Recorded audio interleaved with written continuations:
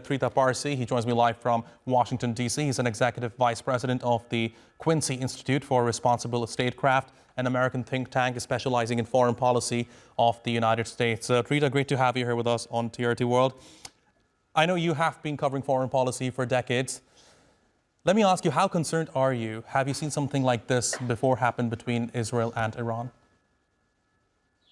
No, between Iran and Israel, this is completely unprecedented. This has unfortunately been in the making for more than 25 years. It was never inevitable. It could have been avoided. Benjamin Netanyahu, of course, as your viewers know, is wanted by the ICC on arrest charges for war crimes, chose to start this.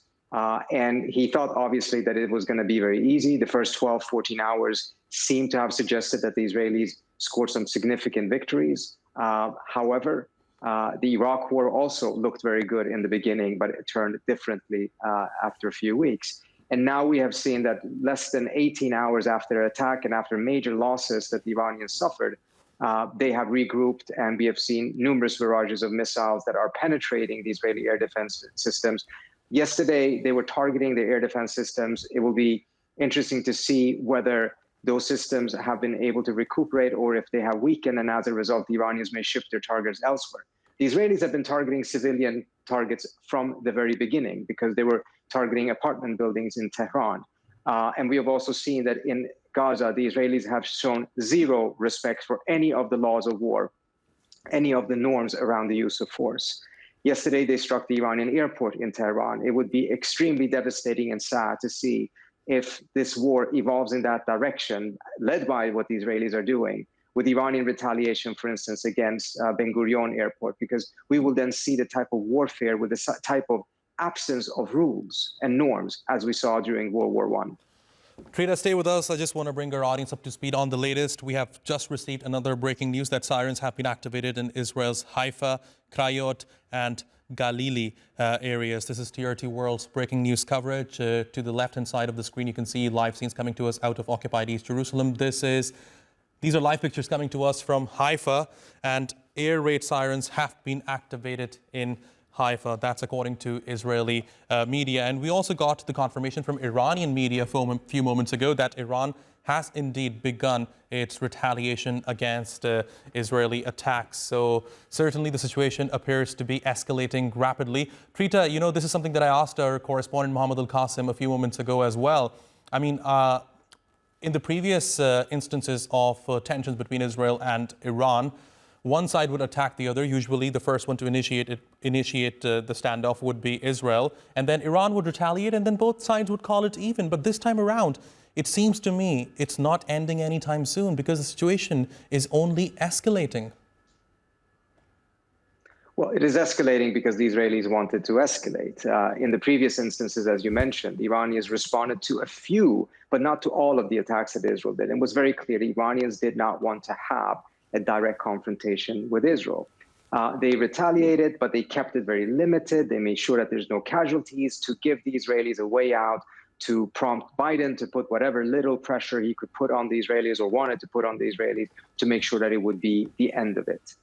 This time around, it's very clear from the beginning that this was not a minor attack by the Israelis. This was major. It was not on an Iranian embassy in Syria. It was on Iranian soil itself. It was in the capital, targeting some of the military leaders, targeting some of the scientists. So I think from the very outset, it was clear this was not going to be a one-off from the Israeli side. They were going to go and continue this bombing as long as they could.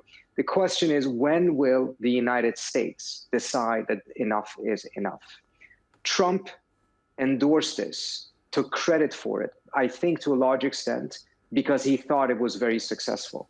Now it has started to become a much more messy situation. At some point, the Israelis will come and beg for him to enter the war and have the United States enter the war fully. That will create a major challenge for Trump. His own base is dead set, not just against entering the war, they're dead set against even supporting Israel in this war that Israel has chosen to start.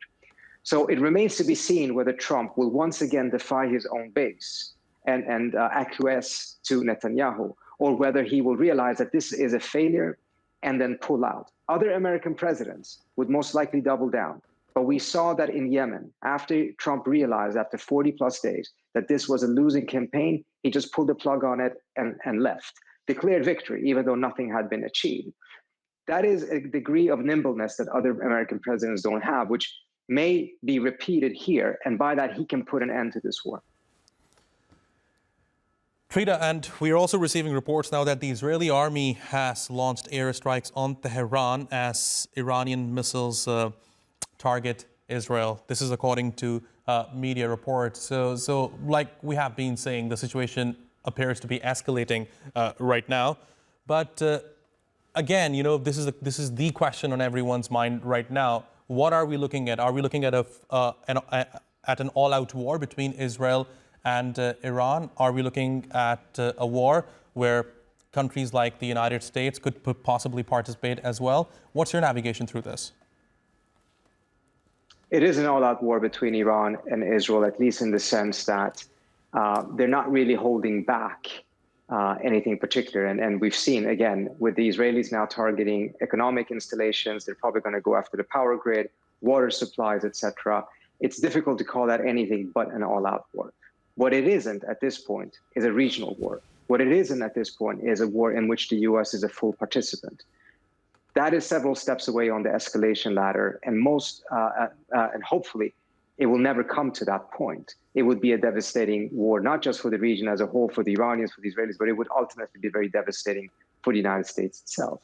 Trump's own base believes, to a very large extent, that his entire presidency can be ruined by this war, just as George W. Bush's presidency was ruined by his invasion of Iraq.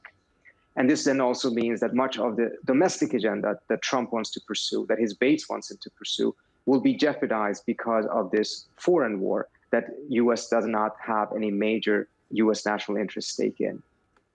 Now, Trita, of course, you know, over the past 48 hours, people have been talking about this word restraint.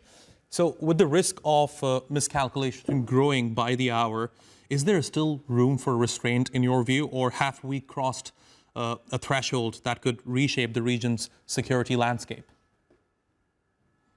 There is still room for restraint. However, the type of messages that are needed in order for there to be restraint are not being heard from Western leaders, particularly European leaders. Their statements so far have been absolutely shameful from the standpoint of international law, starting off with condemning Iran's retaliation, but no condemnation of Israel actually initiating the war, no condemnation of the fact that the Israelis have been targeting nuclear sites, which is a war crime. It is illegal. None of those things. So this type of impunity that the West has provided Israel, particularly over the course of the last 2-3 years, is exactly the type of impunity that will ensure that there will not be any restraint and there will not be any de-escalation. Trita Parsi, fascinating insights. Thanks very much for talking to me here on TRT World. Really appreciate your taking out the time.